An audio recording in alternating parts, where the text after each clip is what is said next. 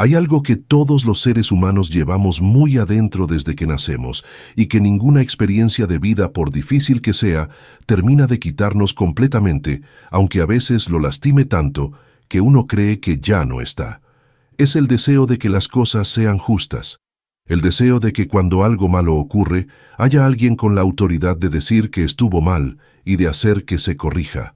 El deseo de que el que tiene razón gane y el que no la tiene, reconozca que no la tiene. Ese deseo es tan profundo y tan humano que Dios mismo lo puso en nosotros porque Él es el primero que lo siente, porque Él es justo de una manera que ningún tribunal del mundo puede imitar aunque lo intente.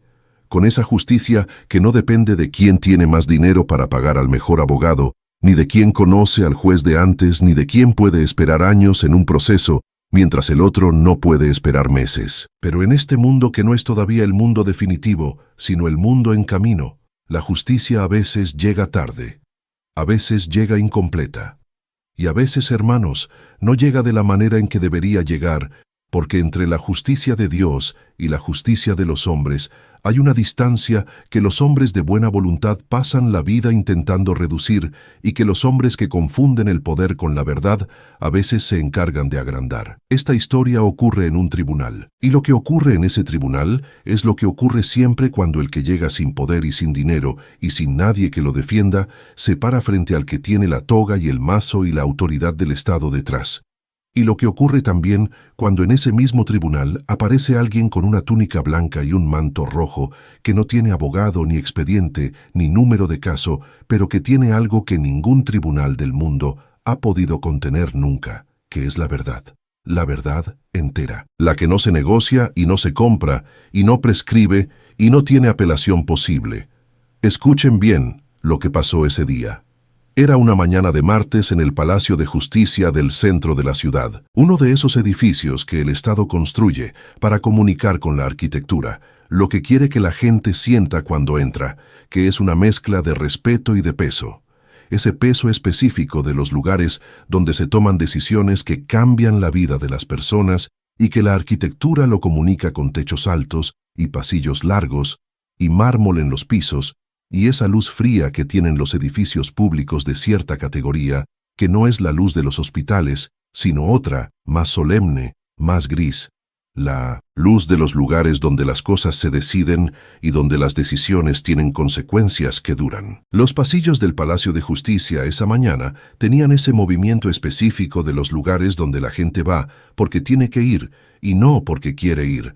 Ese movimiento de las personas que caminan con el cuerpo hacia adelante y con la cabeza llena de lo que las trajo hasta ahí, y que ese lleno se nota en la manera en que no miran a los costados, sino que van directo a donde van, con esa concentración del que carga algo que no puede distraerse de cargar. Abogados con maletines y carpetas bajo el brazo. Funcionarios con sellos y formularios, gente común con esa expresión de quien entró a un mundo que no es el suyo y que las reglas de ese mundo no las conoce bien y que esa falta de conocimiento la hace sentirse más pequeña de lo que es en cualquier otro lugar. En la sala de espera del pasillo 8, que era un corredor con bancos de madera adosados a la pared y una ventana alta que dejaba entrar un rectángulo de luz, que a esa hora de la mañana caía en diagonal sobre el piso de mármol sin calentar nada, había una mujer. Se llamaba doña Remedios Fuentes Altamirano. 64 años. Piel morena oscura con esas manos de quien trabajó con ellas toda la vida y que tienen esa textura específica de las manos, que conocen el trabajo real, no el trabajo de escritorio, sino el trabajo que deja huella en los dedos y en los nudillos y en la manera en que se cierran. Cabello negro con mucho gris recogido en un rodete bajo con esas horquillas de toda la vida. Vestido negro que era el vestido de los días importantes, no el vestido de fiesta, sino el vestido de los días que requieren seriedad y que uno guarda para ellos, con ese respeto por los momentos que tienen ciertos seres humanos, que saben que no todos los días son iguales y que los días importantes merecen que uno se ponga lo mejor que tiene, aunque lo mejor que uno tiene no sea mucho. Zapatos negros con el taco bajo. Los zapatos de caminar. los de los días largos. Tenía en el regazo una carpeta de cartón celeste con las esquinas reforzadas con cinta adhesiva que se había ido despegando y que ella había vuelto a pegar varias veces con esa persistencia de quien cuida sus cosas porque son pocas y porque lo poco se cuida. Adentro de esa carpeta había documentos. Muchos documentos, fotocopias y originales, y formularios, y recibos, y cartas, y todo el papel que se acumula cuando uno lleva 3 años peleando por algo en el sistema judicial, 3 años de ir a oficinas y hacer filas, y pedir turnos, y que te digan que vuelvas la semana que viene, y volver la semana que viene, y que te digan que falta un papel, y conseguir ese papel, y que cuando lo conseguís, te digan que ese papel ya venció y que hay que pedirlo de nuevo. Doña Remedios llevaba 3 años peleando por la pensión de su marido, que había muerto en un accidente de trabajo en la empresa donde había trabajado durante 19 años, y que la empresa había argumentado que el accidente no había ocurrido dentro del horario laboral, y que por tanto la responsabilidad no era de ellos, y que por tanto la pensión que correspondía por accidente laboral no correspondía, y que por tanto doña Remedios, que había dedicado su vida entera a criar 4 hijos y a acompañar a ese hombre durante 38 años de matrimonio, se encontraba a los 64 años sola y sin la pensión que le permitiría vivir con dignidad los años que le quedaban. No tenía abogado propio.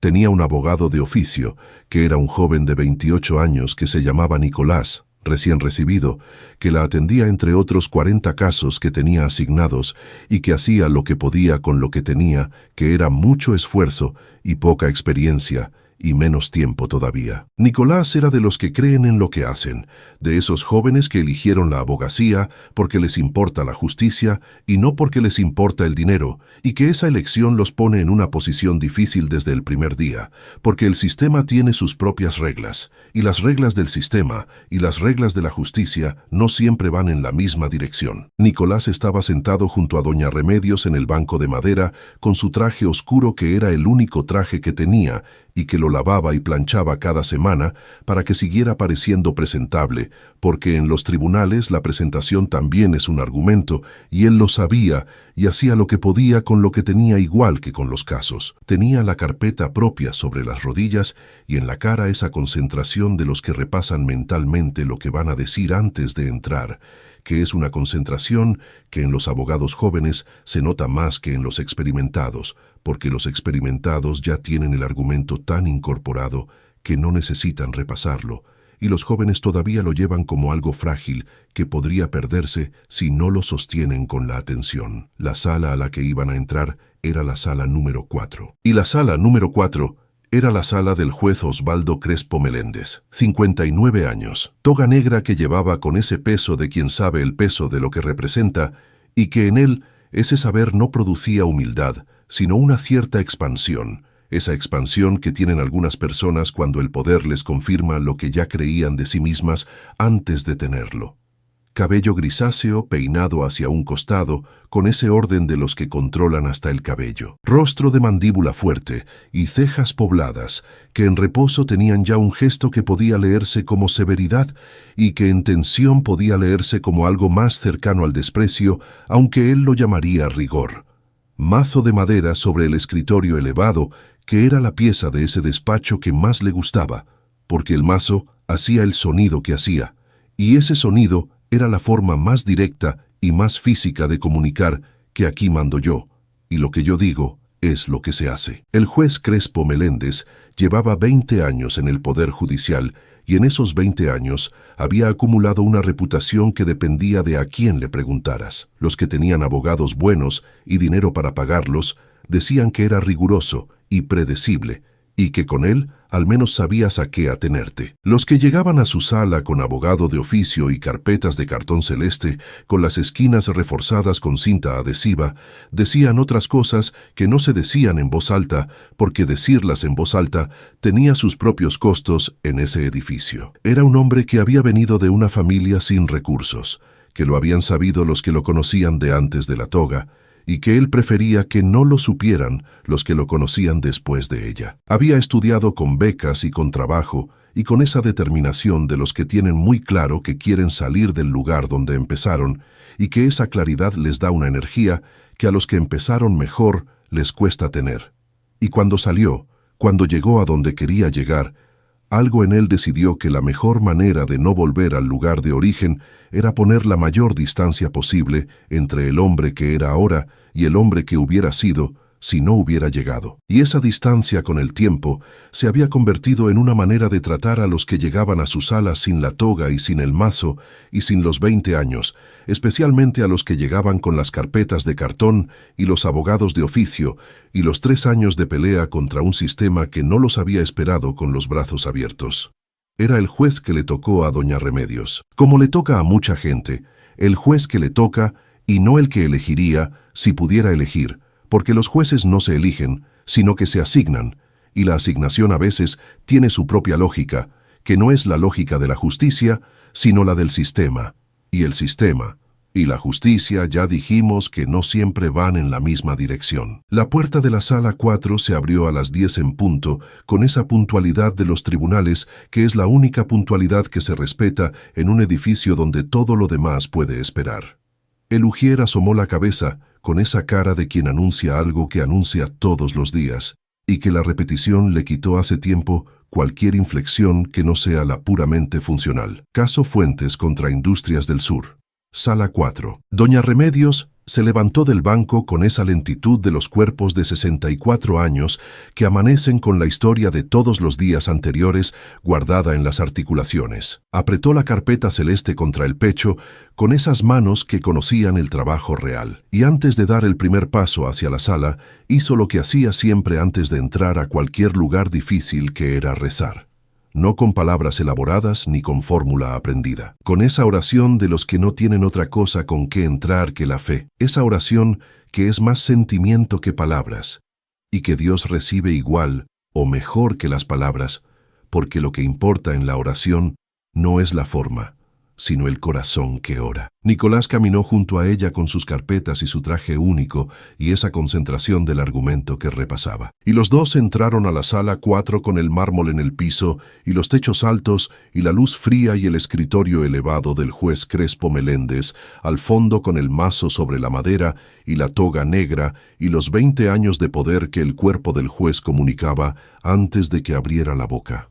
En la sala había otras personas. Los abogados de la empresa, 2, bien vestidos, con maletines de cuero genuino y esa seguridad específica de los abogados que saben que el cliente que tienen detrás puede pagar lo que haga falta, pagar el tiempo que haga falta pagarlo. El representante de la empresa, un hombre de traje gris que no miraba a doña Remedios, un asistente del tribunal con formularios. Y en las bancas del público, que en las salas de los tribunales son las bancas del fondo donde se sientan los que no participan directamente, pero que por alguna razón están ahí, había media docena de personas de diferentes edades, con esa expresión de los que esperan su propio turno en algún caso del pasillo, o de los que acompañan a alguien, o de los que estudian derecho y observan las audiencias para aprender cómo funciona lo que estudiaron en los libros, cuando sale de los libros y entra en el mundo real. Y entre esas personas del fondo, en el extremo de la banca más cercana a la ventana por donde entraba un rectángulo de luz de la mañana,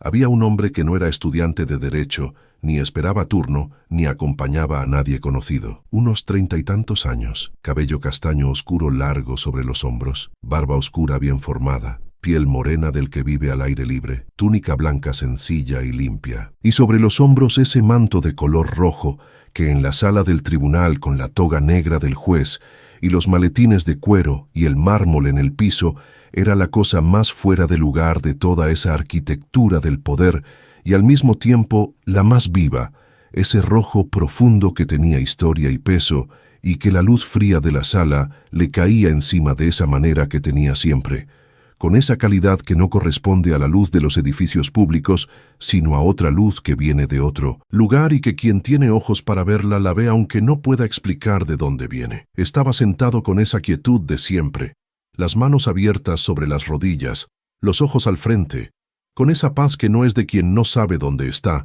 sino de quien sabe exactamente dónde está y por qué está ahí, y que ese por qué lo sostiene por encima de cualquier cosa que pueda pasar en esa sala. Miraba a doña Remedios, con esa mirada de siempre, la que ve de verdad, la que sabe el nombre, la que conoce los 3 años de carpeta celeste y las horquillas del rodete y el vestido negro de los días importantes y el rosario que doña Remedios llevaba en el bolsillo del vestido y que apretaba con los dedos cuando necesitaba que algo la sostuviera desde adentro, porque desde afuera no siempre había algo que la sostuviera. Y doña Remedios, que había entrado a esa sala mirando hacia adelante hacia el juez con esa concentración del que tiene que estar presente en lo que viene, doña Remedios giró la cabeza hacia la banca del fondo por un segundo, ese segundo que no estaba en el plan de la mañana, pero que ocurrió de todas formas como ocurren las cosas que ocurren porque tienen que ocurrir y no porque uno las planee. Y lo vio, y en la cara de doña Remedios, que llevaba 3 años siendo fuerte de la manera en que son fuertes las mujeres que no tienen el lujo de no ser fuertes, en esa cara pasó algo que era pequeño desde afuera y que desde adentro era de las cosas más grandes que había sentido en todo ese tiempo, que era que alguien la miraba de verdad en ese lugar donde nadie la miraba de verdad, y que ese alguien tenía en los ojos algo que ella reconoció de inmediato, con esa parte de ella que reconocía las cosas verdaderas antes de que la cabeza encontrara las palabras para nombrarlas. Apretó el rosario en el bolsillo del vestido y siguió caminando hacia el frente de la sala, con la carpeta celeste contra el pecho y los zapatos de caminar sobre el mármol, y 3 años de pelea guardados en el cuerpo, y algo nuevo que no tenía cuando entró por la puerta, que era la certeza, pequeña pero real y sólida como la piedra, de que en esa sala no estaba sola. Si alguna vez entraste a un lugar donde tenías que pelear por algo justo y sentiste que las fuerzas no te alcanzaban, escribe aquí abajo la palabra fuerza, porque hay una fuerza que no es la nuestra y que sin embargo está disponible para nosotros en los momentos en que la nuestra se acaba. Y esa fuerza no llega con ruido ni con señales espectaculares. Llega sentada en la banca del fondo con un manto rojo y unos ojos que no apartan la vista. Y cuando la recibes la reconoces de inmediato, aunque sea la primera vez que la ves, porque en el fondo nunca es la primera vez. Siempre estuvo ahí, solo que hoy la viste. La audiencia comenzó con ese ritual de los tribunales, que tiene algo de ceremonia religiosa, en la forma, aunque no en el fondo, con el ujier pidiendo que todos se pusieran de pie cuando el juez entró, y el juez entrando con la toga negra, y el paso de quien sabe que cuando entra todos se ponen de pie, y que ese saber tiene un efecto en cómo uno entra, que no siempre es el efecto que debería tener, pero que en el juez Crespo Meléndez llevaba 20 años teniendo el efecto que tenía. Se sentó, los demás se sentaron. El ujier leyó el número del caso con esa voz plana de los que leen números todo el día, y que los números hace mucho que dejaron de ser personas y son solo números. El juez abrió el expediente sobre el escritorio elevado con ese movimiento preciso de quien maneja papeles hace 2 décadas y que los papeles obedecen porque son papeles y porque él es quien decide qué hacer con ellos. Miró hacia abajo desde el escritorio elevado hacia doña Remedios de pie junto a Nicolás. Y en esa mirada hubo algo que ocurrió en el segundo previo a que comenzara a hablar. Algo que los que estaban cerca pudieron percibir, aunque no hubieran podido describirlo con exactitud, que era el movimiento de clasificación que ya conocemos, ese movimiento rápido de ciertas personas cuando ven algo y antes de procesar lo que ven, ya decidieron qué hacer con ello. La carpeta celeste con las esquinas de cinta adhesiva. El traje único de Nicolás. Los zapatos de caminar de doña Remedios. Todo registrado en ese segundo con la velocidad de los que llevan años haciendo esa clasificación sin que nadie se los haya pedido explícitamente, pero que el sistema les ha enseñado de todas las maneras posibles que esa clasificación existe y que la existencia de esa clasificación es parte del orden de las cosas. Procederemos con la audiencia preliminar, dijo el juez con esa voz que usaba en sala, más grave y más lenta que su voz normal, la voz del cargo que comunica autoridad con la frecuencia antes que con el contenido. Tiene la palabra la defensa para presentar sus argumentos sobre la admisibilidad de las pruebas adicionales solicitadas. Nicolás se levantó con esa energía de los jóvenes que creen en lo que hacen y que esa fe les da un impulso que la experiencia todavía no tiene. Señoría, Comenzó con una voz que quería ser segura y que lo era en la medida en que 21 meses de práctica pueden hacer segura la voz de alguien de 28 años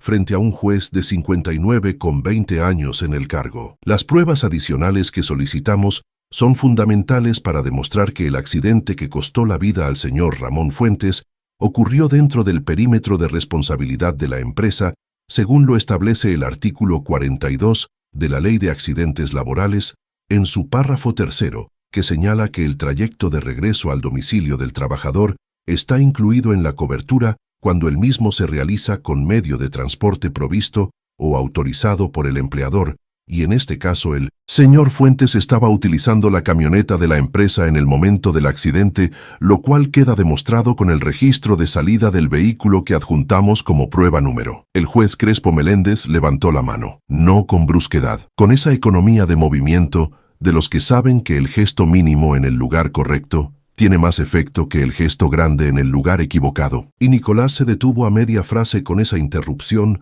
que en los tribunales tiene su propio significado, que es que el que interrumpe tiene el poder de interrumpir, y el que es interrumpido tiene que aceptar la interrupción porque así funciona la sala. El juez habló con esa voz lenta de siempre. ¿Cuántas veces ha presentado esta misma argumentación en este expediente?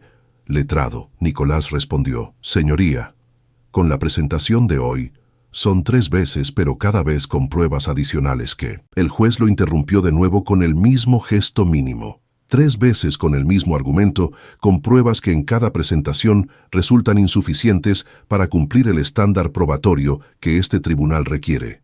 Nicolás abrió la boca. El juez continuó sin darle espacio. Y en esta tercera presentación trae pruebas que su colega de la parte contraria ya ha argumentado de manera convincente que son extemporáneas, dado que el plazo para su presentación venció hace. Revisó el expediente con ese movimiento rápido. 4 meses. Nicolás respondió con esa firmeza que le costaba mantener, pero que mantenía porque no tenía otra opción que mantenerla.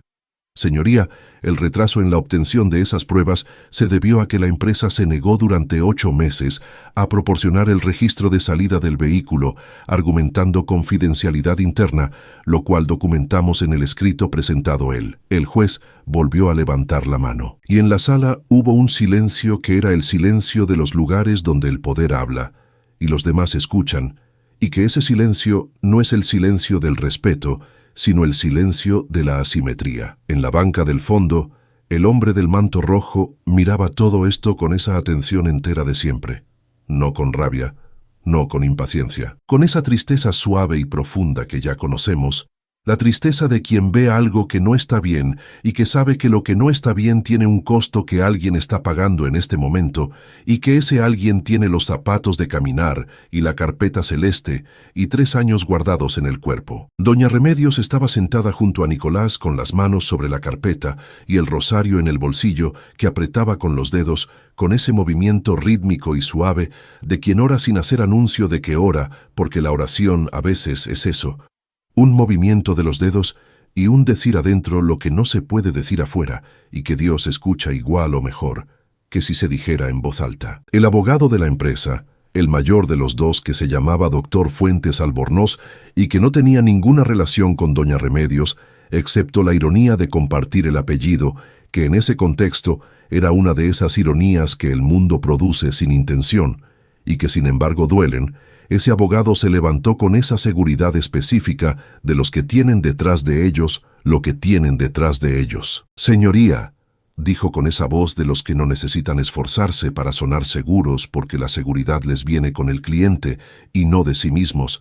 La defensa de la parte actora ha tenido 3 oportunidades procesales para presentar pruebas que cumplan el estándar requerido. En las 3 oportunidades, las pruebas presentadas han sido declaradas insuficientes o extemporáneas por este tribunal. Solicitamos que el tribunal se pronuncie definitivamente sobre la admisibilidad de estas pruebas y que en caso de declararlas inadmisibles, se proceda al cierre del proceso con el rechazo de la demanda por falta de mérito probatorio. La sala recibió eso en silencio. Doña Remedios apretó el rosario con más fuerza. Nicolás escribía algo en su libreta con la presión de quien escribe para hacer algo con las manos cuando lo que quiere hacer con las manos Es algo que en la sala no puede hacer. El juez Crespo Meléndez miró el expediente. Luego miró hacia arriba, hacia doña Remedios, con esa mirada que bajaba desde el escritorio elevado y que tenía en ella toda la distancia que el escritorio elevado estaba diseñado para poner entre quien está arriba y quien está abajo. Y habló con una voz que era la voz de siempre, pero que tenía en ese momento algo adicional, que no era solo el cargo, sino algo más personal que el cargo, y que las personas en la sala lo percibieron, aunque no todas lo pudieran nombrar. Señora, dijo con ese tono que hace más pequeña a la persona a quien se dirige, no con lo que dice, sino con cómo lo dice. Su caso lleva 3 años en este tribunal. 3 años en los que este tribunal le ha dado todas las oportunidades procesales que la ley establece y algunas más. Su abogado, con todo el respeto que le merece, ha presentado argumentos que no han alcanzado el estándar probatorio mínimo en ninguna de las 3 instancias. Hizo una pausa con ese timing que tenía para las pausas que era el timing de los que saben que el silencio antes de la frase más importante hace que la frase más importante llegue más fuerte. Y continuó con una voz que bajó un escalón hacia algo que ya no era solo rigor, sino otra cosa. La justicia, señora, no puede construirse sobre la compasión. Se construye sobre las pruebas, y las pruebas que usted ha presentado no alcanzan. Los pobres, señora, no tienen derecho a una justicia diferente a la de los demás solo porque son pobres. Tienen derecho a la misma justicia. Y la misma justicia requiere las mismas pruebas. Y esas palabras. Los pobres no tienen derecho a una justicia diferente. Cayeron en la sala del tribunal con ese peso específico de las palabras que se dicen en el lugar donde menos debían decirse, que era en una sala de justicia que tenía encima de la puerta, como todas las salas de justicia del mundo civilizado, la palabra que es el nombre de lo que se supone que se hace ahí adentro. Nicolás estaba de pie con los nudillos blancos de la presión en el bolígrafo. En las bancas del fondo, varios de los que esperaban su turno, o estudiaban o acompañaban, intercambiaron miradas con esa comunicación silenciosa de los que escucharon lo mismo y que lo que escucharon no tiene otra lectura posible que la que tiene. Doña Remedios no bajó los ojos. Y eso, que no bajó los ojos frente al juez Crespo Meléndez, que llevaba 20 años siendo la persona ante quien todos bajaban los ojos, era de las cosas más valientes que había en esa sala en ese momento, aunque nadie la hubiera llamado valentía en voz alta, porque la valentía de las personas sin poder rara vez recibe ese nombre. Y el hombre del manto rojo en la banca del fondo se puso de pie. No de manera brusca, no con ningún movimiento que alterara la sala más de lo que la sala podía ser alterada. Se puso de pie con esa naturalidad de siempre, con la misma naturalidad con que hacía todo, como si ponerse de pie en ese momento fuera la cosa más natural del mundo. Y como si el lugar donde estaba de pie, que era una sala de tribunal con un juez y un mazo y 20 años de poder y la arquitectura del Estado entera detrás, no fuera diferente a ningún otro lugar donde hubiera estado de pie antes. Y el juez Crespo Meléndez, que estaba a punto de dar el martillazo que cerraría el proceso, levantó los ojos hacia la banca del fondo con esa mirada de quien no esperaba que nada en esa banca requiriera su atención, y que sin embargo algo la requería. Miró al hombre del manto rojo de pie en la banca, y en la cara del juez Crespo Meléndez, que era una cara entrenada en 20 años de no mostrar lo que sentía en la sala, porque mostrar lo que uno siente en la sala es una forma de perder terreno. En esa cara pasó algo que no pudo controlar con el entrenamiento de 20 años, porque había algo en los ojos del hombre del manto rojo que miraba desde la banca del fondo, que no respondía a ninguno de los protocolos que el juez tenía para manejar lo que le miraba desde las bancas del fondo. Eran los mismos ojos, los mismos de siempre, los que no bajaban, los que veían de verdad, los que tenían dentro algo que no era rabia ni desafío, ni el miedo que el juez estaba acostumbrado a ver en la gente que lo miraba desde abajo. Tenían algo que el juez Crespo Meléndez no había visto en 20 años de sala y que precisamente por no haberlo visto nunca no tenía dónde ponerlo en el orden de las cosas que conocía. El mazo quedó suspendido sobre la madera sin bajar. Y en ese segundo de suspensión, que era más largo que un segundo normal, en ese segundo que tenía adentro todo lo que estaba a punto de decidirse, doña Remedios apretó el rosario en el bolsillo del vestido negro y los ojos se le llenaron.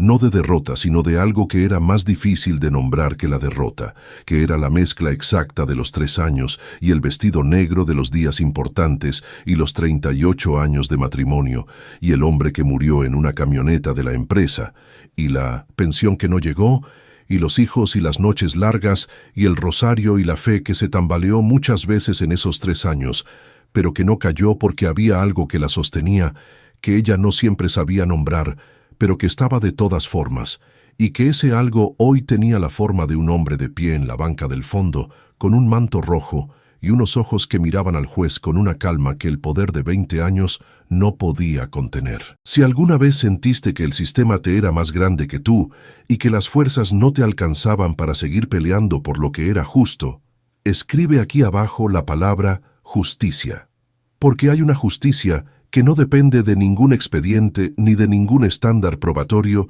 ni de ningún escritorio elevado. Es la justicia de Dios. Y esa justicia no tiene plazo de prescripción, no tiene formato de presentación requerido. No distingue entre la carpeta de cuero del abogado caro y la carpeta celeste con las esquinas de cinta adhesiva, y cuando llega, llega entera. Y cuando llega nadie puede poner el mazo encima para detenerla. El mazo del juez Crespo Meléndez siguió suspendido sobre la madera sin bajar. Y ese segundo, que se extendía más de lo que los segundos normales se extienden en una sala de tribunal, era un segundo que todos los que estaban ahí sentían, aunque no todos pudieran decir exactamente qué era lo que sentían. Solo que algo había cambiado en el aire de esa sala con la misma imperceptibilidad y la misma certeza con que cambia el aire antes de que llegue la lluvia, que uno no puede señalar el momento exacto del cambio, pero que el cuerpo lo registra antes de que la mente lo procese. El juez Crespo Meléndez miraba al hombre del manto rojo de pie en la banca del fondo, y el hombre del manto rojo lo miraba de vuelta con esa calma que ya conocemos, que no era desafío sino algo completamente diferente al desafío, que era la calma de quien sabe que el tiempo del que dispone es suficiente para lo que tiene que hacer, y que ningún mazo del mundo puede apurar ese tiempo ni retrasarlo, porque ese tiempo no obedece a los mazos, sino a algo que está por encima de los mazos, y de los escritorios elevados, y de los 20 años de poder, y de toda la arquitectura del Estado que rodeaba esa sala. El ujier que estaba junto a la puerta miraba la escena con esa expresión de quien tiene un protocolo para casi todo, y que en ese momento no tenía protocolo para lo que estaba ocurriendo. Los abogados de la empresa intercambiaron una mirada rápida con esa comunicación lateral de los que están acostumbrados a leer las salas, y que esa sala en ese momento no se dejaba leer de la manera habitual. Nicolás tenía el bolígrafo detenido sobre la libreta con los ojos entre doña Remedios y el hombre de pie en la banca con la expresión de quien está procesando varias cosas al mismo tiempo y que ninguna de ellas tiene una categoría disponible donde ponerla. El juez bajó el mazo, pero no con el golpe del cierre. Lo bajó despacio, con ese movimiento de quien pone algo a un lado porque necesita las manos libres para lo que viene, y ese bajar lento del mazo sin el golpe era ya una diferencia que la sala notó aunque nadie la mencionara, porque en los tribunales las diferencias que importan muchas veces son las que no se mencionan. «¿Quién es usted?», le preguntó al hombre del manto rojo con una voz que quería tener el tono del cargo, pero que tenía algo debajo que el cargo no cubría del todo, algo que era más personal que el cargo y más pequeño que el cargo, aunque no en el sentido de lo que importa, sino en el sentido de lo que se puede controlar, que es el sentido en que las cosas pequeñas son a veces las que más cuestan. El hombre respondió con esa naturalidad de siempre: «Estoy aquí como testigo». La sala procesó eso. El juez frunció el ceño con ese gesto de los que reciben una respuesta que no corresponde a la pregunta que hicieron. «No le pregunté para qué está aquí, le pregunté quién es». El hombre respondió con la misma calma: «Ya lo sabe, señoría». Y lo dijo con esa naturalidad de decir lo que es sin adornos ni explicaciones adicionales, porque la verdad que es verdad no necesita preparación, sino solo la voz correcta para salir. El juez Crespo Meléndez lo miró un segundo más con esa mirada que en 20 años había aprendido a no ceder terreno, y que sin embargo, esa mañana estaba cediendo terreno sin que él pudiera explicar exactamente por qué lo cedía. Luego miró el expediente sobre el escritorio, luego a doña Remedios con la carpeta celeste, luego a Nicolás con la libreta, y en ese recorrido de mirada pasó algo que era el movimiento de 2 milímetros que ya conocemos. ese primer movimiento de las cosas que llevan mucho tiempo sin moverse y que cuando por fin se mueven, lo hacen despacio porque tienen mucho peso que mover. Declaro un receso de 15 minutos, dijo con esa voz que ya no tenía exactamente el tono del cargo, sino algo que estaba buscando su propio tono, que todavía no encontraba del todo. El ujier anunció el receso con su voz plana de siempre. La sala se movió con ese movimiento de las alas, cuando se anuncia el receso, que es el movimiento de los que sueltan la tensión que habían estado sosteniendo, y que el soltarla se nota en los cuerpos que se aflojan y en las conversaciones que empiezan en voz baja. El juez salió por la puerta lateral con la toga negra, y el hombre del manto rojo bajó de la banca del fondo y caminó por el pasillo lateral de la sala con ese paso suave y presente de siempre. No hacia la salida, hacia donde estaba doña Remedios. Se paró frente a ella con esa naturalidad de siempre. Y doña Remedios, que había sido fuerte durante toda la audiencia, con esa fortaleza de las mujeres que no tienen el lujo de no ser fuertes, doña Remedios, al tenerlo de frente a esa distancia corta, con esos ojos que la miraban de verdad, no tuvo más fuerza para la fortaleza porque la fortaleza es también una armadura y las armaduras pesan, y cuando alguien que te ve de verdad está cerca, la armadura se vuelve innecesaria y lo innecesario pesa el doble. Los ojos se le llenaron de lágrimas con esa libertad de los que ya no tienen que sostener nada porque alguien está sosteniéndolos a ellos. El hombre le dijo con esa voz tranquila, Remedios, y el nombre dicho así, con ese peso completo de quien sabe todo lo que ese nombre contiene, que son 64 años, y el rodete con las horquillas y el vestido negro de los días importantes, y el rosario en el bolsillo, y los 38 años de matrimonio, y el hombre que no volvió de la camioneta de la empresa, y los 3 años de carpeta celeste, y la fe que se tambaleó pero que no cayó, ese nombre dicho así, hizo que doña Remedios cerrara los ojos y que 2 lágrimas bajaran despacio por sus mejillas con esa sencillez de las lágrimas que esperaron mucho tiempo para salir y que cuando salen lo hacen sin drama, porque el tiempo de espera fue suficiente drama. El hombre continuó con esa voz suave que iba directo al lugar donde tenía que ir. Ramón la vio entrar esta mañana. Doña Remedios abrió los ojos. El hombre continuó. Con el vestido negro y las horquillas del rodete y la carpeta, que usted misma reforzó 4 veces con cinta, porque los documentos tienen que llegar bien. La vio y supo que era usted porque nadie más cuida los papeles de esa manera. Doña Remedios tenía los ojos llenos y los labios que se movían apenas con ese movimiento de quien quiere decir algo y que las palabras no alcanzan para lo que quiere decir. El hombre continuó. No está en ese expediente, pero está en esta sala. Y lo que quiere que usted sepa no es que ganó o que perdió el caso. Es que en 38 años no hubo un solo día en que no supiera que usted era lo mejor que le había pasado en la vida y que los 3 años que usted lleva peleando por lo que es justo son exactamente lo que él sabía que usted haría, porque siempre supo que usted no se rinde. Doña Remedios lloró, con esa libertad completa de quien ya no tiene armadura, y que llorar sin armadura es la forma más honesta de llorar que existe, porque no hay nada entre el dolor y la expresión del dolor, excepto la verdad de lo que se siente. Nicolás, que estaba a su lado, no supo qué hacer con las manos durante un segundo y luego simplemente le puso la mano en el hombro con ese gesto que aprenden los que no saben exactamente qué hacer, pero que saben que estar cerca es lo correcto. En el pasillo lateral de la sala, detrás de la puerta que el juez había tomado para salir, el juez Crespo Meléndez estaba de pie con la toga negra y el expediente que había traído consigo, con ese gesto de quien agarra algo cuando sale de un lugar porque necesita llevar algo en las manos. Miraba por la ventana alta del corredor hacia el exterior, donde se veía un árbol y un trozo de cielo, y los autos que pasaban en la calle de abajo con esa vida normal de la calle, que desde las ventanas altas de los palacios de justicia parece muy lejos, aunque esté a pocos metros. Oyó pasos detrás de él. Se giró. El hombre del manto rojo estaba en el pasillo con esa calma de siempre. El juez lo miró con esa expresión que ya no era la expresión del cargo, sino la del hombre, que son 2 cosas que en 20 años de toga se habían ido mezclando hasta confundirse, y que esa mañana, por alguna razón que el juez no podía explicar, se estaban separando de nuevo con esa claridad incómoda de las cosas que se separan después de mucho tiempo confundidas. ¿Cómo entró a la sala? preguntó con una voz que era más pequeña que todas las voces que había usado esa mañana. El hombre respondió. La puerta estaba abierta.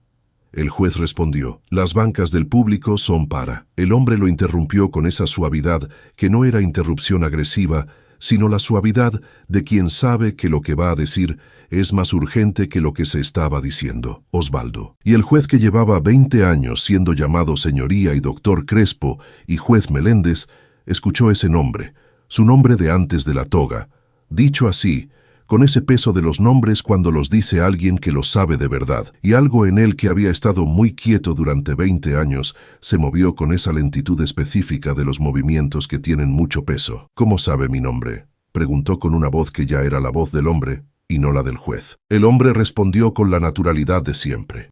Lo conozco desde antes de que tuviera ese nombre. El juez lo miró largo tiempo, y en su cara había algo que era difícil de ver si uno no sabía mirarlo, pero que era clarísimo para quien sí sabía, que era el movimiento de alguien que durante mucho tiempo construyó una distancia entre lo que era y lo que había sido, y que esa distancia de repente estaba siendo vista de frente por alguien que no podía ser engañado por ella porque la veía entera, con todo lo que había de un lado y todo lo que había del otro, y todo lo que se había ido perdiendo en el espacio entre los dos. El hombre habló despacio. Osvaldo, ¿recuerda cuando tenía 12 años y su madre peleó 2 años contra el dueño del conventillo para que les devolvieran el depósito que les había retenido sin razón? El juez se quedó completamente quieto. El hombre continuó.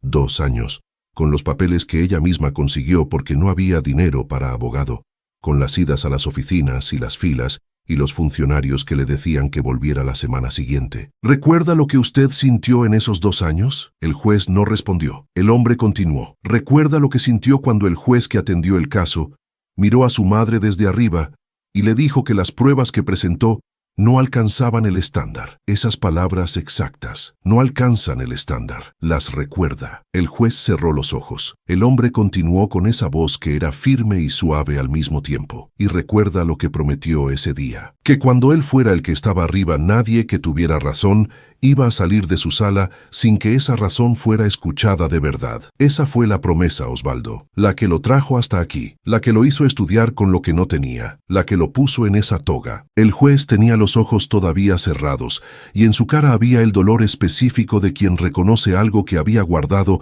en el lugar más protegido que tenía, y que ese lugar está siendo abierto sin que él haya dado permiso de abrirlo, pero que la apertura es de todas formas más real que el permiso. El hombre continuó. ¿Qué pasó con esa promesa, Osvaldo? El juez abrió los ojos, y en ellos había algo que en 20 años de sala nadie había visto, porque en 20 años de sala el juez Crespo Meléndez nunca había permitido que ese algo llegara a los ojos donde podía ser visto. Era la pregunta, no la pregunta que le hacía el hombre del manto rojo. La pregunta que él mismo se había dejado de hacer en algún momento de los 20 años, porque hacérsela costaba más de lo que él estaba dispuesto a pagar cada mañana antes de ponerse la toga. Respondió con una voz que era la más pequeña que había usado en ese edificio, y que la pequeñez no era de volumen, sino de todas las capas que normalmente la rodeaban y que en ese momento no estaban. No lo sé, dijo, y en esas 3 palabras había 20 años, y el conventillo, y la madre con los papeles, y el juez que había dicho no alcanzan el estándar, y la promesa de los 12 años. Y lo que fue pasando después con esa promesa, que fue lo que pasa con muchas promesas, cuando el mundo se va poniendo encima de ellas de a poco, sin que uno lo decida exactamente, pero sin que uno lo impida tampoco. El hombre lo miró con esa firmeza suave. Osvaldo, la señora de la sala tiene razón. Su abogado es joven y no tiene los recursos de la otra parte, pero tiene razón. Y usted lo sabe. Lo supo desde que leyó el expediente por primera vez. El juez no respondió, pero tampoco negó, y el no negar era ya una respuesta. El hombre continuó. El registro de salida del vehículo que presentaron prueba lo que dice que prueba. El retraso en su obtención no es responsabilidad de esa señora, sino de la empresa que lo retuvo durante 8 meses. Y eso también está en el expediente, aunque esté en las páginas que es más fácil no leer. El juez miró el expediente que tenía en las manos y lo abrió. No por el principio donde estaba la carátula con los números del caso, por el medio, por las páginas que son más fáciles de no leer cuando uno no quiere leer lo que dicen. En la sala, doña Remedios había dejado de llorar con esa calma que viene después de las lágrimas cuando las lágrimas fueron verdaderas y no de performance. Tenía los ojos limpios y la carpeta celeste sobre la mesa, y las manos sobre la carpeta con esa quietud nueva, que no era resignación sino algo mejor que la resignación, que era la paz de quien ya entregó todo lo que podía entregar, y que lo que queda ya no está en sus manos.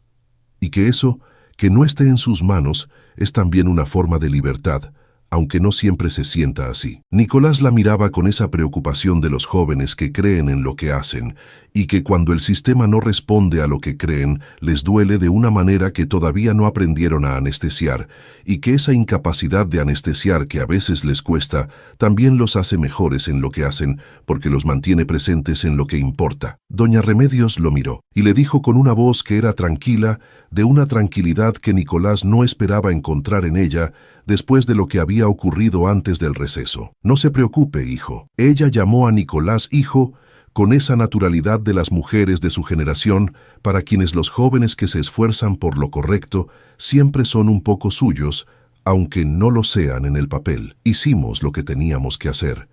Y hay algo más grande que nosotros, que también está haciendo lo que tiene que hacer. No sé cómo va a terminar esto. Pero ya no estoy sola en esa silla. Nicolás la miró sin entender completamente lo que decía, pero entendiendo lo suficiente para que algo en él se asentara con esa palabra sola dicha así. Ya no estoy sola, que era la declaración más importante que había escuchado en todo el caso y que no estaba en ninguno de los escritos del expediente, pero que era de todas formas la prueba más sólida que había en esa sala. Si alguna vez te alejaste de lo que te hizo ser quien eres y esa distancia te costó algo que todavía no terminaste de pagar, escribe aquí abajo la palabra promesa, porque Dios no olvida lo que prometimos, aunque nosotros lo hayamos olvidado. Y cuando nos lo recuerda, no nos lo recuerda con el mazo. Nos lo recuerda con nuestra propia historia dicha en voz baja, en un pasillo por alguien que sabe todo lo que esa historia contiene. Y ese recordatorio, aunque duela, es el más grande regalo que podemos recibir, porque nos devuelve lo que éramos cuando éramos lo mejor que podemos ser. El juez Crespo Meléndez estaba en el pasillo con el expediente abierto en las páginas que son más fáciles de no leer, y las estaba leyendo. No con la velocidad de los 20 años de leer expedientes que había desarrollado con el tiempo y que le permitía pasar por las páginas con una rapidez que era eficiencia y que a veces era también una forma de no detenerse en lo que uno no quiere detenerse. Las estaba leyendo despacio, con esa lentitud de quien lee algo por primera vez, aunque ya lo haya leído antes, porque leer por primera vez y leer de verdad no siempre ocurren al mismo tiempo. Y esta era la primera vez que el juez Crespo Meléndez leía ese expediente, de verdad, aunque fuera la cuarta vez que lo tenía en las manos. El hombre del manto rojo estaba a su lado,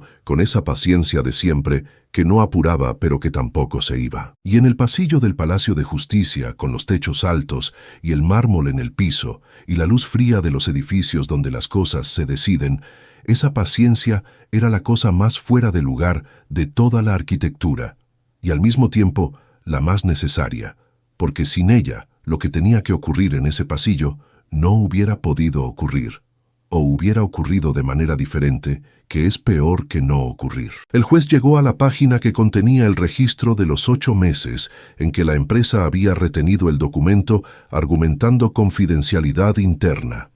Lo leyó, luego lo leyó de nuevo, y en su cara pasó algo que ya no era el movimiento de 2 milímetros, sino algo más. Ese tipo de movimiento, que cuando ocurre uno sabe que no tiene reversa porque ha llegado a un lugar desde donde el camino de vuelta no existe, no porque alguien lo cerró, sino porque uno mismo ya no quiere tomarlo. Cerró el expediente. Miró al hombre del manto rojo y le preguntó con esa voz pequeña de antes, la voz sin capas, la voz del hombre de 12 años que prometió algo en el patio de un juzgado, mientras su madre guardaba los papeles con los que había peleado 2 años. ¿Cómo se hace para volver? El hombre lo miró. El juez continuó. No a ser quien era entonces. No tengo 12 años y no puedo volver a tenerlos. ¿Cómo se hace para volver a lo que uno prometió cuando tenía 12 años sin perder todo lo que construyó después? El hombre respondió con esa sencillez de siempre. No se trata de volver a ser el de 12 años, Osvaldo. Se trata de dejar que el de 12 años entre en la sala junto con el de 59. No en lugar del juez. Con el juez. Porque el de 12 años sabe cosas que el juez necesita saber y que los 20 años de toga no le enseñaron, sino que le borraron. Y el juez tiene herramientas que el de 12 años no tenía y que el de 12 años necesita para que la promesa se cumpla de verdad y no solo se desee. Los dos juntos son lo que debería entrar por esa puerta cada mañana. No uno solo, los dos. El juez procesó eso con el silencio de quien recibe algo que reorganiza algo que llevaba mucho tiempo desorganizado y que la reorganización ocurre despacio porque tiene mucho que ordenar, pero que cada cosa que se ordena hace clic con esa pequeña satisfacción de los cierres correctos que no hace ruido pero que se siente. Miró el expediente. Luego la puerta de la sala, luego al hombre del manto rojo, y preguntó con esa honestidad nueva que tenía esa mañana. ¿Tengo todavía tiempo de hacer lo correcto? El hombre respondió sin dudar. Siempre hay tiempo de hacer lo correcto. El único tiempo que no existe es el tiempo después de haberlo decidido y no haberlo hecho. El tiempo antes de la decisión siempre está. Osvaldo asintió con ese asentimiento que era a la vez el final de algo muy largo y el principio de algo que todavía no tenía nombre completo, pero que ya tenía dirección. Entró a la sala, con la toga negra y el expediente, y los 20 años. Y con el de 12 años también, que venía con él aunque no tuviera toga, y aunque nadie en la sala pudiera verlo excepto quizás doña Remedios, que tenía el rosario en el bolsillo, y la fe que se tambaleó, pero que no cayó. Y que ese tipo de fe a veces ve lo que los demás no ven. El ujier anunció la reanudación de la audiencia con su voz plana de siempre. Todos se pusieron de pie. El juez se sentó. Los demás se sentaron. Y en la sala hubo ese silencio de los comienzos, que es diferente al silencio de los finales, aunque desde afuera se parezcan porque los dos son silencio. El juez miró el expediente abierto frente a él.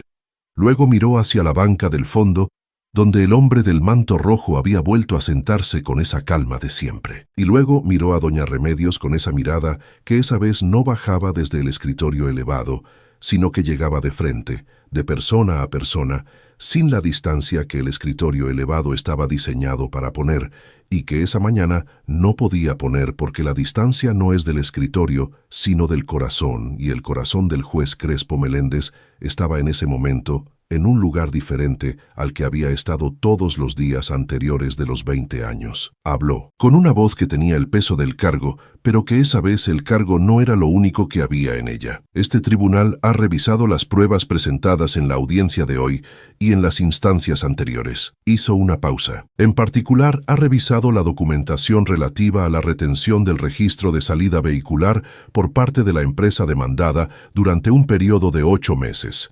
Retención que fue argumentada bajo el concepto de confidencialidad interna, pero que este tribunal encuentra que no está respaldada por ninguna disposición legal vigente que ampare esa retención en el contexto de un proceso judicial en curso. El abogado de la empresa se movió levemente en su silla. El juez continuó sin levantar la vista del expediente, pero con esa voz que ahora tenía algo adicional, que era la firmeza de quien dice lo que dice porque es lo que corresponde y no porque sea lo más cómodo. En consecuencia, el argumento de extemporaneidad presentado por la parte demandada cae, dado que el retraso en la obtención de esa prueba no es imputable a la parte actora, sino a la conducta obstruccionista de la parte demandada, que este tribunal documenta en el acta de la presente audiencia. Nicolás dejó de escribir, miró al juez, luego a doña Remedios. Doña Remedios tenía la carpeta celeste entre las manos y los ojos que miraban al frente con esa atención de quien no quiere perder ninguna palabra de lo que se está diciendo,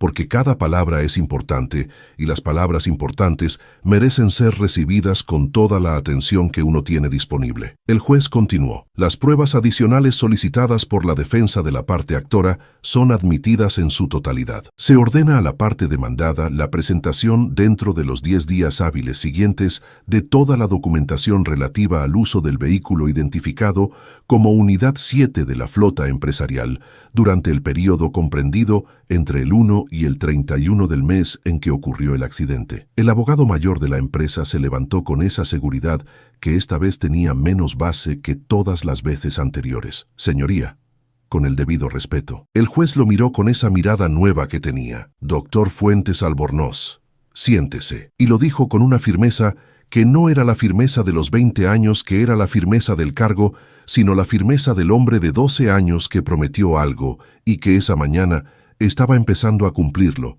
y que ese tipo de firmeza es más sólido que el cargo, porque el cargo puede quitarse, y la promesa verdadera no. El abogado se sentó. Doña Remedios apretó la carpeta celeste, y sin quererlo, sin decidirlo conscientemente, las manos que habían estado apretando la carpeta la soltaron despacio sobre la mesa con esa soltura de quien lleva mucho tiempo sosteniendo algo con fuerza, y que cuando finalmente puede soltarlo, el cuerpo lo hace con una mezcla de alivio y de sorpresa, porque el cuerpo que estuvo apretado mucho tiempo no siempre sabe de inmediato cómo es estar sin apretar. Nicolás la miró. Ella lo miró de vuelta. Y en el intercambio de esa mirada entre el abogado de 28 años con el traje único y la señora de 64 con el vestido negro de los días importantes, había algo que era el principio de algo que todavía no estaba terminado, porque el proceso no estaba terminado, y los 10 días hábiles estaban por venir, y había más audiencias por delante, y el camino que quedaba no era corto, pero el principio estaba. Y los principios verdaderos tienen algo que los principios falsos no tienen, que es que desde que existen la dirección ya está, y la dirección no cambia, aunque el camino todavía sea largo. El juez cerró la sesión con ese golpe suave del mazo, que era diferente al golpe que había estado a punto de dar antes del receso, no en el sonido, sino en lo que había detrás del sonido, que era la diferencia entre un cierre que aplasta y un cierre que abre, entre un golpe que dice «se acabó» y un golpe que dice «continuamos», y que esa diferencia no la escucha el oído, sino el corazón de quien la recibe. Y el corazón de doña Remedios la escuchó con toda la claridad de los corazones que llevan 3 años esperando exactamente ese sonido. La sala se movió con ese movimiento de los finales de audiencia.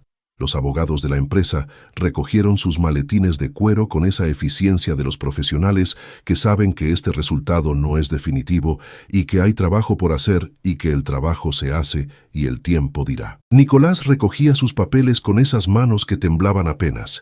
Ese temblor que no es de miedo, sino de la adrenalina del que hizo lo que tenía que hacer y que el cuerpo lo procesa con ese temblor pequeño que es también una forma de celebrar, aunque no parezca celebración. Doña Remedios se levantó con esa lentitud de siempre. Tomó la carpeta celeste con las esquinas de cinta adhesiva, la apretó contra el pecho y miró hacia la banca del fondo. El hombre del manto rojo la miraba con esa calidez de siempre, y en su cara había esa sonrisa que ya conocemos, que no es de satisfacción, sino de amor. El amor que estuvo en esa banca desde antes de que la sala abriera. El amor que apretó el rosario con ella en el bolsillo del vestido durante toda la audiencia. El amor que salió al pasillo con el juez y que le habló de los 12 años y del conventillo y de la promesa que estaba debajo de todos los años y de toda la toga y que seguía ahí esperando ser cumplida. Doña Remedios caminó hacia la banca del fondo con esos zapatos de caminar sobre el mármol.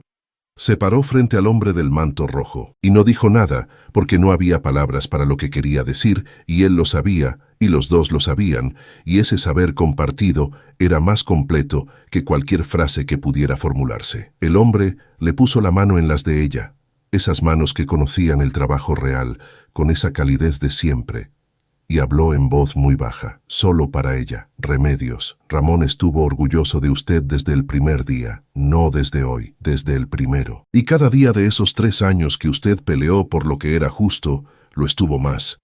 Y lo que quiere que sepa antes de que salga por esa puerta es lo mismo que le dijo la primera vez que la vio, que fue que con una persona como usted, a su lado cualquier cosa era posible. Doña Remedios cerró los ojos y sonrió. No con la sonrisa del que ganó algo en un tribunal, sino con la sonrisa del que recibió algo que ningún tribunal del mundo puede dar ni quitar, que es el amor que persiste, y que no se acaba, y que encuentra la manera de llegar, aunque tenga que atravesar lo que tenga que atravesar para llegar. Nicolás, que había terminado de recoger sus papeles, se acercó con esa timidez de los jóvenes cuando están cerca de algo que sienten importante, pero que no saben bien si tienen derecho de estar cerca. Miró al hombre del manto rojo. Y el hombre lo miró de vuelta con esa atención entera. Nicolás, le dijo con esa naturalidad de siempre. El joven se tensó levemente con ese movimiento que ya conocemos. El hombre continuó. Eligió bien, no el caso, la carrera. El motivo, el seguir cuando el sistema dice que no sigue. Eligió bien. Y los 40 casos que tiene asignados además de este, todos y cada uno de ellos, importan. No se olvide de eso en los días en que el sistema sea más grande que las fuerzas. Que son muchos esos días. Pero que los días en que la justicia avanza, aunque sea un paso, compensan los días en que no avanza.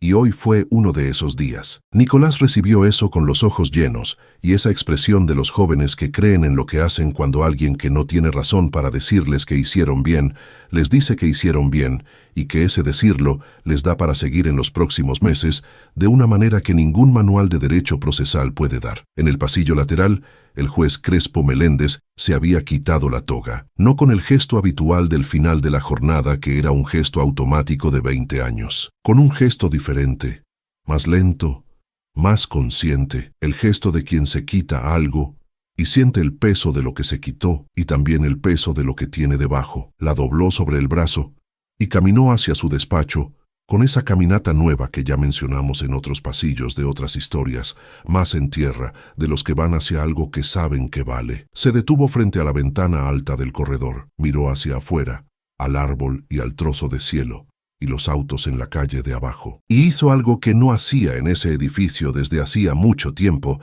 que era simplemente estar un momento, sin que ese momento tuviera agenda ni expediente ni siguiente punto. Solo estar.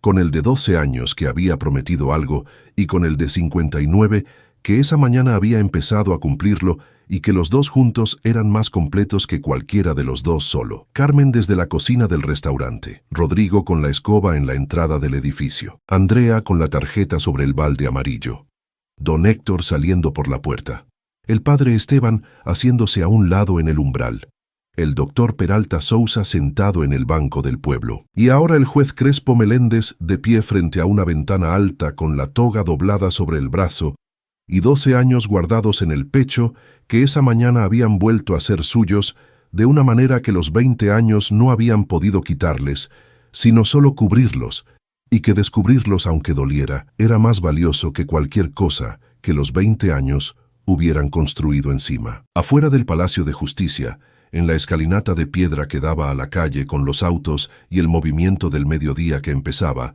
doña Remedios y Nicolás salieron juntos con la luz del día, que era diferente a la luz fría de adentro, más viva, más de color, esa luz que tiene el mundo cuando uno sale de un lugar difícil y el contraste hace que la luz de afuera se sienta más luz que de costumbre. Doña Remedios se detuvo en el último escalón. Miró hacia arriba, hacia el edificio con los techos altos y el mármol y la palabra justicia en piedra sobre la puerta. Y luego miró la carpeta celeste en sus manos, las esquinas con la cinta adhesiva, los 3 años adentro, y algo en su cara que era la expresión de quien acaba de saber que lo que cargó no fue en vano, y que saberlo de verdad es diferente a creerlo mientras carga, porque mientras carga uno cree sin ver, y cuando ve uno cree con todo. Nicolás la miró. ¿Cómo se siente?, le preguntó con esa voz de los jóvenes que preguntan de verdad y no por fórmula.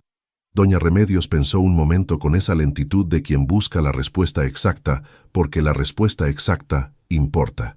Liviana, dijo finalmente. No porque ganamos, porque hicimos lo que había que hacer. Y no estuvimos solos mientras lo hacíamos. Nicolás asintió con esa seriedad de los 28 años que reciben la sabiduría de los 64 con el respeto que merece. Y los dos bajaron la escalinata hacia la calle con la luz del mediodía, con la carpeta celeste y el traje único y todo lo que traían y todo lo que habían recibido esa mañana que no cabía en ninguna carpeta, pero que iban a llevar igual, cada uno a su manera, en el lugar donde se llevan las cosas que cambian algo. El hombre del manto rojo salió por la puerta principal del Palacio de Justicia, detrás de ellos.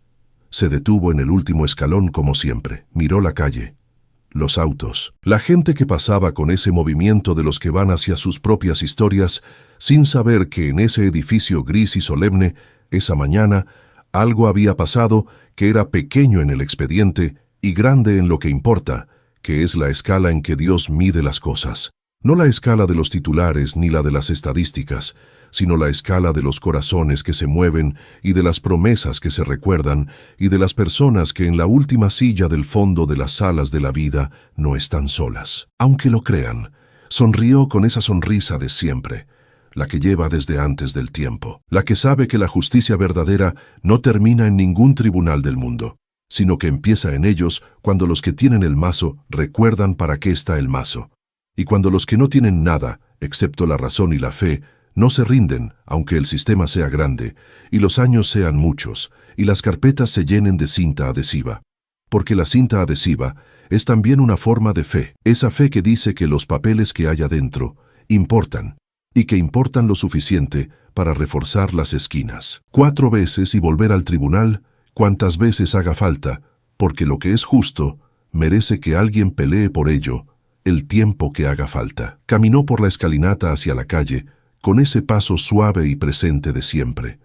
El manto rojo se movió con el viento de la calle de esa manera que tenía siempre, y dobló en la esquina hacia el siguiente lugar donde alguien estaba en la última silla del fondo, creyendo que estaba solo, hacia el siguiente nombre que decir, hacia la siguiente mano que sostener, hacia la siguiente promesa que recordar, con esa paciencia que no se acaba, con ese amor que no pregunta primero si mereces recibirlo, con esa presencia que no necesita ser anunciada para ser real, porque es la presencia más real que existe, aunque sea la que menos veces vemos, aunque sea la que más falta nos hace, aunque sea la que cuando la recibimos, la reconocemos de inmediato porque en el fondo siempre la estuvimos esperando. Eso es Dios en el mundo. No el que resuelve todo de golpe, el que se sienta en la banca del fondo, el que dice el nombre, el que recuerda la promesa, el que espera en el pasillo, el que no se va aunque lo saquen, el que vuelve a entrar cuando la puerta se abre aunque sea 1 centímetro. Siempre, en todos los lugares, en todos los tribunales y todos los hospitales y todas las iglesias y todas las veredas y todos los mercados y todos los restaurantes y todas las cocinas y todas las últimas sillas del fondo de todos los lugares donde hay alguien que necesita saber que no está solo. Siempre está, aunque no lo veamos, aunque no lo sintamos, aunque los años sean muchos, y el cansancio sea real y la fe se tambalee, siempre está, y cuando lo vemos, lo reconocemos, porque en el fondo nunca fue la primera vez, siempre estuvo, solo que hoy lo vimos. Si esta historia te llegó al corazón, escribe aquí abajo la palabra justicia, no la justicia de los tribunales que también importa y que también hay que pelear por ella. La justicia de Dios, que no prescribe y no tiene formato de presentación requerido, y no distingue entre la carpeta de cuero y la carpeta celeste con la cinta adhesiva. Dale like si crees que nadie que tenga razón debería salir de ningún lugar sin ser escuchado de verdad. Comparte este video con alguien que está peleando por algo justo y que necesita saber hoy que no está solo en esa pelea. Y suscríbete porque la próxima historia también empieza donde alguien cierra una puerta y termina donde el amor que no se cansa la abre de vuelta. Siempre de vuelta.